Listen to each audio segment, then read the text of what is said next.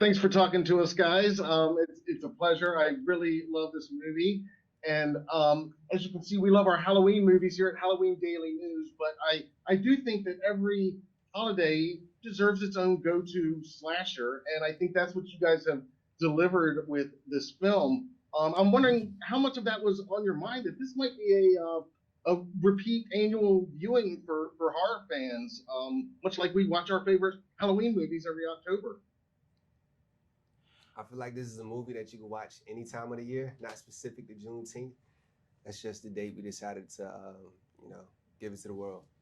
Yeah, we set out to make a great film, and just want to have fun, do something awesome with each other, and it resonated clearly. But also, we wouldn't mind if it becomes a complete cult classic and people want to watch it every single year on Halloween and on Juneteenth. And on Christmas. And on Father's Day. And Arbor Day. And Valentine's Day. And during Pride Month. Yes, and doing Pride. That's right, Melvin. Happy Pride. Happy Pride. Melvin's an ally. Jermaine is not. Please spread that. I think it's definitely going to be a hit. I think audiences are going to love it. Now, I was curious as far as the balance, because it is a very funny movie. I was laughing out loud a ton, but it also is a horror movie. It's definitely a horror comedy. So can you talk a little bit about keeping that delicate balance of delivering the scares, but also the laugh out loud moments as well? Well, I think that's just like being present in the scene and being connected to it. The material. Playing it. If it's funny, play it funny. If it's, if you're supposed to be scared, just live in that moment. Make it as authentic as possible. Nothing disingenuous. That's how I feel. Yeah, like the comedy is connected to the trauma and the horror. So as long as that was kind of prevalent in the writing, it was going to be there in the acting. Mm-hmm. Submit yourself to the moment. Oh my God, Denzel, please.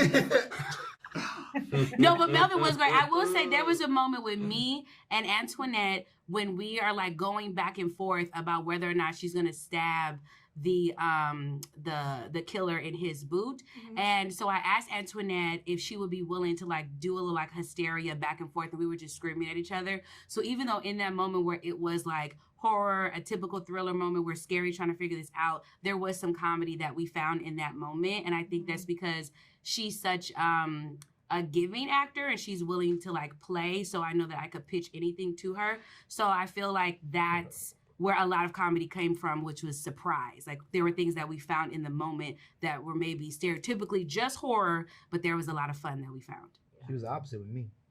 Yeah. Oh, wow. It feels like if we were very mindful of keeping the gravity of the situation and keeping the tension there, then the comedic moments would soar. So it just felt like a really great balance. I don't know if it's, of course the writing's amazing and then Tim is wonderful as a director, but I just feel like it's attributed to like these amazing individuals around me and the fact that they kind of went for their instincts. And so they stayed in the moment, they stayed present, they kept the moments of terror grounded, and that way they got to improv and say the amazing lines that Tim and the amazing lines that Dewayne and Tracy created, and it just kind of took flight. Jermaine didn't say them. He improvised the whole thing. There's some fun horror references and Easter eggs for genre fans, and I was wondering, I guess, for Tim and Dewayne and Tracy, and can you talk a little bit about the influences of previous genre films that our audiences might be familiar with that you wanted to try to pay a little homage to here and there? Sure. Well, I figured y'all got it. Mommy and Daddy. Mommy and Daddy. Oh, stop. Okay. Tracy hates that. I would say from the very beginning, Dewayne and I talked about Scream, and just kind of that being maybe the closest thing we could come up with tonally to what we were going for, because Scream is very like entertaining and fun, but also has scares. And so we wanted to do something really commercial and fun. We knew that. And we also talked about Scary Movie. And while it was hilarious, we didn't think it was grounded enough for what we were trying to do here, because we wanted these characters to feel like real people and that the stakes should feel somewhat real. Like if you don't believe that they're actually in harm's way, then the suspense doesn't really play out. So we wanted to just kind of make sure that it felt grounded enough in a way that Scary Movie probably wasn't. Damn. We also talked about Saw, and I think Saw, because of like the game aspect of it and someone kind of like toying with them, and they don't really know why they've been chosen in this way, and why they're being made to play a game. And then what am I missing? Is that everything? It was like Cabin in the Woods. Oh, Cabin in the Woods, yeah. We watched You're Next because that was like a home invasion type of Mhm. movie. So there was a lot that we pulled from, but we also just generally had a good like wealth of knowledge about horror generally.